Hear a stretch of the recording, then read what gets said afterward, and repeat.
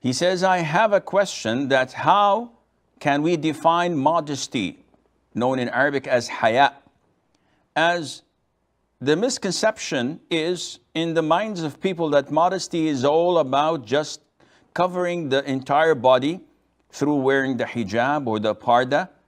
So give us in detail the authentic concept of modesty. This, Brother Muhammad, requires a lecture. And alhamdulillah, I had already given such lectures in the past. You'll find that on YouTube. Also in Ramadan, if I'm not mistaken, in our program called Our Values, there was a segment on this topic. And haya, modesty or bashfulness, is a feeling that either Allah grants you as a favor and blessing from Him to practice it, or you train yourself into being a person of bashfulness. So it can be either one. And it refrains you. It hinders you. It stops you. It prevents you from doing anything that may tarnish your reputation. Anything that may draw criticism unjustly and unfairly to you. Anything that may be a reason of punishment on the Day of Judgment. And Brother Muhammad was referring to women in particular. But bashfulness is not only for women. It is a characteristic of our religion. The Prophet said, alayhi salatu, for every religion, there is a moral conduct that stands out. And the moral conduct of Islam, that Islam is known for, is bashfulness, al-haya. And this is exactly what happened when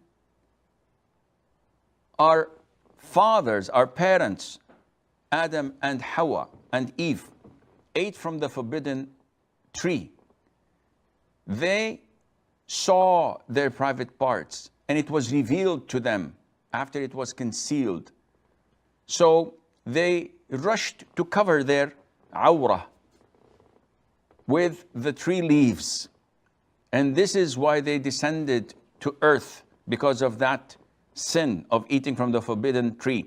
The problem is that if you look at the primitive inhabitants of the jungles and those sophisticated, civilized people living in the capitals of the world, in New York, in London, in Milan, those who walk on the catwalk, as they call it, you'll find that the common denominator between both of these primitives and those sophisticated, civilized people is nudity, is the lack of bashfulness. They don't have any shame. They don't have any modesty. So this is why they fight niqab. They fight hijab. They oppress Muslim women who abide by it. If you strip naked, this is okay. This is beautiful. Everybody enjoys it. But if you were to be modest and bashful, this is totally out of the question. And in Islam, it is not only what you wear that defines you. It is a great part of your identity as a Muslim. But it is also your way of behaving and talking, the way you're present in the community. So a woman wearing niqab, wearing full hijab, but she posts her video clips, Snapchats and pictures of immodest things, even if with her husband. This is contradicting with haya. A woman's identity is in her bashfulness. Islam is the only religion that protects women, that honors their bashfulness and their modesty through various measures that must be followed. Allah Azza wa Jal orders women to wear the hijab, the full hijab, to protect women from men looking at her. Allah Azza wa Jal protects women even from an irresponsible word that may slander her or may tarnish her reputation. So anyone who says such an irresponsible, slandering word would be flogged by 80 lashes unless he brings 4 male Muslim witnesses to testify that she committed fornication or adultery. Islam protects a Muslim woman and the non-Muslim women as well from even any sort of physical contact.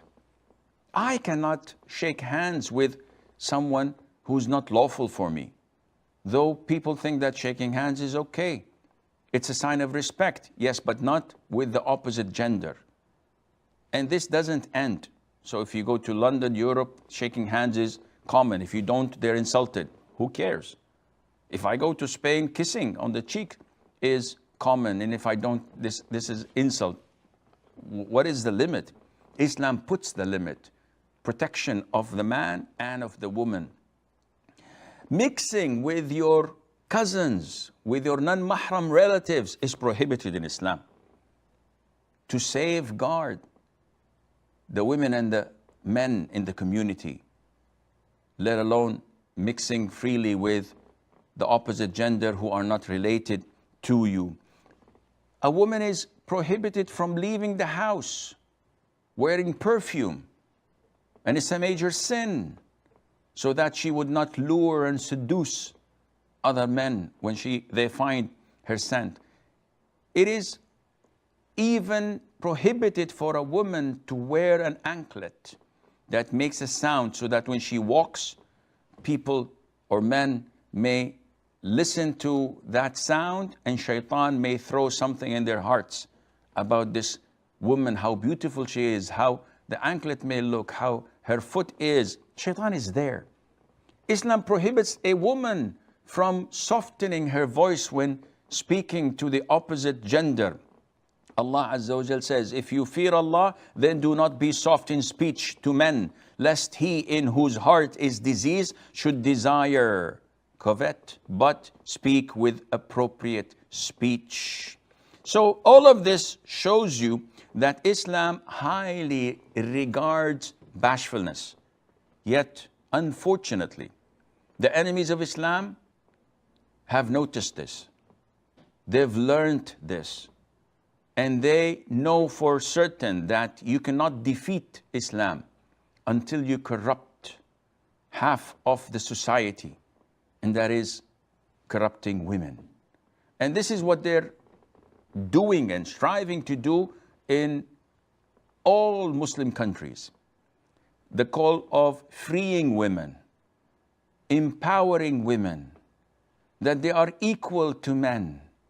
And we know the consequences of such acts, and we can see that clearly in Muslim and non-Muslim countries, because they went against the law of Allah Azza wa Jal, and the consequences are crystal clear. May Allah Azza wa Jal protect all Muslims from such things.